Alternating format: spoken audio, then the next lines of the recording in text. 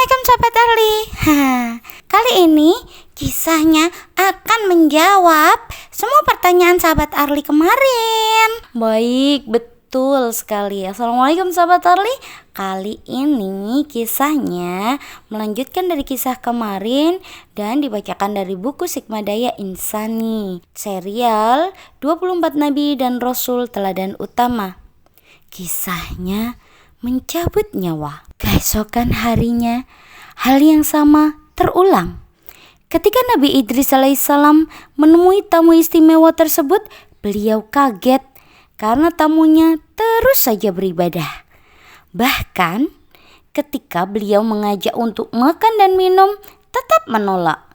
Nabi Idris alaihissalam semakin heran, siapa sebenarnya tamu itu? Akhirnya Nabi Idris alaihissalam memberanikan diri untuk bertanya, "Siapakah Tuhan sebenarnya?" Tuhan menolak untuk makan dan minum. Lalu Tuhan juga tidak tidur semalaman. "Aku adalah malaikat maut, malaikat pencabut nyawa." Nabi Idris alaihissalam sangat terkejut mendengarnya. Jadi kau datang untuk menyabut nyawaku?" Malaikat maut menggeleng. "Tidak Tuan, aku datang karena hendak mengenal Tuan lebih jauh. Allah telah mengizinkan saya untuk menyamar sebagai manusia. Sebenarnya aku ingin merasakan bagaimana rasanya jika nyawa seseorang sedang dicabut."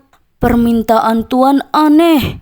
Kebanyakan orang justru takut jika nyawanya dicabut." Nabi Idris alaihissalam kemudian menjelaskan kalau pengalamannya akan menjadi bekal dalam berdakwahnya.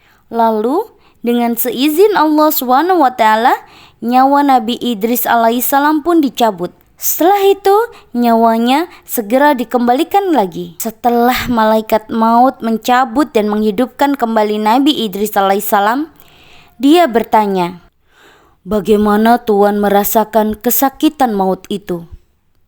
"Seandainya ada seekor binatang yang dikupas kulitnya ketika ia masih hidup, sakitnya maut itu 1000 kali lebih sakit daripadanya. Padahal kelembutan yang aku lakukan terhadap Tuan ketika mencabut nyawa Tuan itu belum pernah aku lakukan terhadap siapapun sebelum Tuan." "Bagaimana dengan orang-orang yang tidak beriman?" "Mereka akan merasakan sakit yang luar biasa ketika nyawa mereka dicabut. Rasa sakit itu akan mereka rasakan sampai hari kiamat nanti." Nabi Idris alaihissalam merasa ngeri. Beliau tidak mampu membayangkan bagaimana sakitnya. Sementara itu, sakit sehari saja rasanya sudah sangat tidak enak. Bagaimana kalau harus menanggungnya sampai ratusan tahun? Sebaliknya, orang beriman akan merasakan kebahagiaan. Setelah mati, mereka akan merasakan hasil dari setiap amal soleh yang telah mereka lakukan selama hidup. Sepanjang hari itu, malaikat maut menjadi tamu yang sangat istimewa bagi Nabi Idris alaihissalam. Apa yang akan mereka lakukan selanjutnya? Saat nyawa orang kafir dicabut, dan sekiranya kamu melihat ketika para malaikat penyabut nyawa orang-orang yang kafir seraya memukul wajah dan punggung mereka dan berkata, "Rasakanlah olehmu siksa neraka yang membakar." Ini tertulis di kitab suci Al-Quran surat Al-Anfal ayat 50. Takut. Ya Allah, ngeri. Ceritanya hari ini bikin merinding. Masya Allah, betul Aliyah. Ustadzah juga merasakan hal yang sama.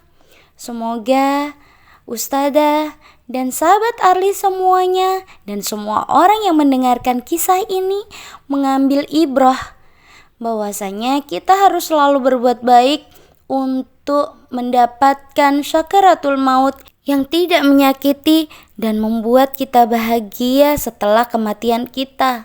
Semoga kita semua husnul khotimah. Wallahu a'lam bishawab.